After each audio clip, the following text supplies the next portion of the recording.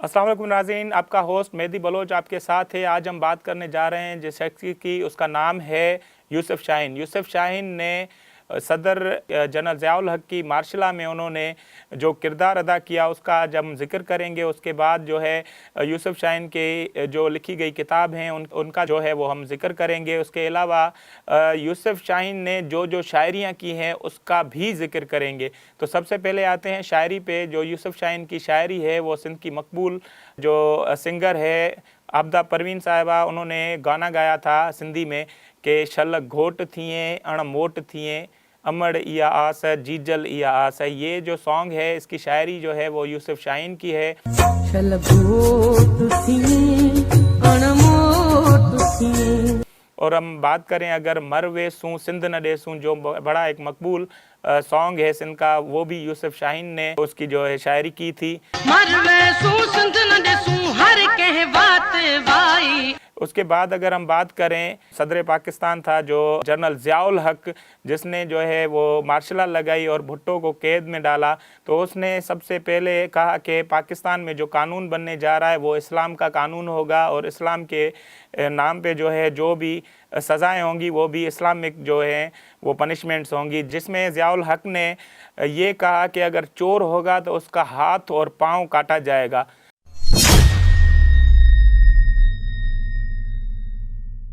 तो उसके बाद सिंध का एक पहला सहाफ़ी था जहाँ पर पूरा पाकिस्तान जो है उनके अदीब, लेखक और सहाफ़ी चुप का रोज़ा रख के बैठ गए थे। उस टाइम में जो है यूसुफ शाहीन ने अपनी अखबार बरसात में लिखा कि चोरी करने की सज़ा अगर हाथ और पाँव काटना है तो सबसे पहले ज़ियाउल हक़ का हाथ और पाँव काटा जाए, क्योंकि जनरल ज़ियाउल हक़ ने भुट्टो का मैंडेट चोरी किया है।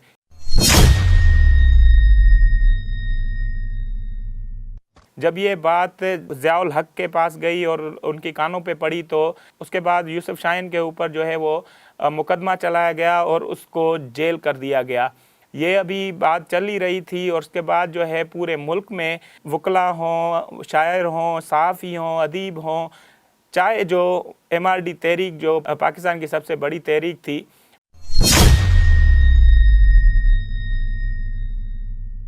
उसमें भी जो है वो किरदार अदा किया मोहतरमा बेनज़ीर भुट्टो ने। उसके बाद जो है कानून, एक जो इस्लामिक कानून था, इस्लामिक पनिशमेंट्स थी, वो ख़त्म कर दी गई और यूसुफ शाहीन को भी उस टाइम आज़ाद कर दिया गया था जब उसको सज़ा लगने वाली थी।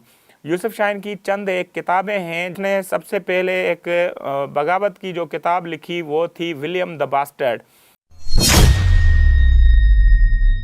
वो लंदन और जो यूरोप की बादशाहत है उस पर उन्होंने लिखी को उनका जो पहला बादशाह था विलियम, वो एक नॉर्वे का जो डाकू था, लंदन पे जो है वो कब्ज़ा किया और उसके बाद पूरे यूरोप पे कब्ज़ा। अभी तक जो बादशाहत यूरोप में चल रही है वो उसी डाकू की जो आल औलाद है वो कर रही है।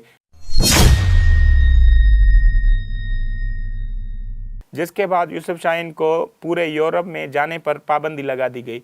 ये वही शख्स है जिनको ये एज़ाज़ हासिल है कि पाकिस्तान ने उनको सितारा इम्तियाज़ दिया और MRD तहरीक में लिखने के सबब और ज़ियाउल हक़ के ख़िलाफ़ बगावत करने पर यूसुफ शाहीन को शहीद मोहतरमा बेनज़ीर भुट्टो ने अपने दौर में उसको सेनेटर किया था। अगर हम बात करें यूसुफ शाहीन की तो उनके बहुत सारे किताबें जो काफ़ी सारे किताब बैन हो चुके हैं। विलियम द बास्टर्ड जो किताब है वो पूरे यूरोप में बैन हो चुका है।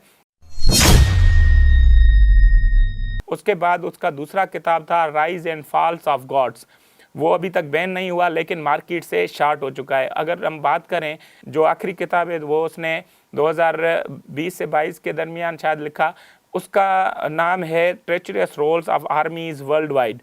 उसमें उन्होंने शदीद तनकीद जो है वो अमेरिका पे की है कि उनकी मिनिस्ट्री ऑफ डिफेंस जो है 196 बिलियन डॉलर्स कैसे खर्च कर रही है। पूरी दुनिया की जो मिनिस्ट्री ऑफ डिफेंस की बजट है वो 200 बिलियन डॉलर है। तो पूरी दुनिया के बकाया ममालिकात और एक यूनाइटेड स्टेट की जो मिनिस्ट्री ऑफ डिफेंस का जो बैलेंस है वो लमसम बराबर है, लेकिन उसकी कोई ऑडिट नहीं दी जा रही और वो एक जमहूरी मुल्क है तो ये ऐसे क्यों कर रहा है। तो उसकी जो 3 पब्लिकेशन थी, एक इंडिया, एक पाकिस्तान और एक अमेरिका में हुई और उन तीनों पब्लिकेशंस को जो है वो बंद कर दिया गया। जिसके बाद वो किताब मुकम्मल तरीके से बंद हो गई।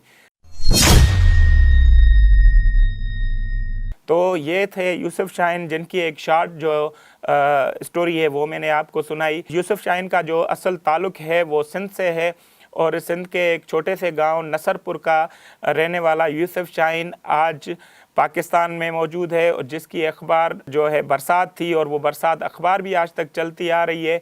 वो उस टाइम से लेके अभी तक जो है वो उनकी 75 साल जो है वो उम्र हो चुकी है, और अभी तक वो अपने किताब और जो उनके शायरी है वो अभी तक लिख रहे हैं।